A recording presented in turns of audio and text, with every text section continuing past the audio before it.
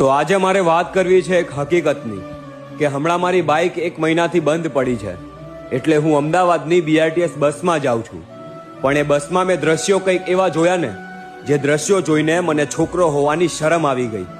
દ્રશ્યો કંઈક એવા હતા કે બસમાં ઊભી રહેલ એક એક છોકરીની પાછળ એક એક છોકરો ટચ થઈને ઊભા હતા અને એની છેડખાની કરી રહ્યા હતા. અરે જરા વિચાર તો કરો, તમારી રક્ષા માટે હર વર્ષે તમને રાખડી બાંધવાવાળી બેન પણ કોઈક બસમાં હશે. જેને તમે હદથી વધારે પ્રેમ કરો છો ને, એ છોકરી પણ કોઈક બસમાં હશે. અરે છોકરીઓ ઘરના પૈસા બચાવે છે. રિક્ષામાં 100 રૂપિયા ભાડું થાય ને, એટલે બસમાં 20 રૂપિયાની ટિકિટ લઈને જાય છે.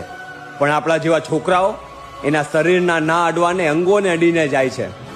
અરે હું તો છોકરાઓને એક જ વાત કહેવા માંગીશ કે આપણા હિન્દુ ધર્મમાં છોકરીઓને લક્ષ્મીનું રૂપ કહેવામાં આવ્યું છે, પણ છોકરાઓને કંઈ નહીં. તો ચાલો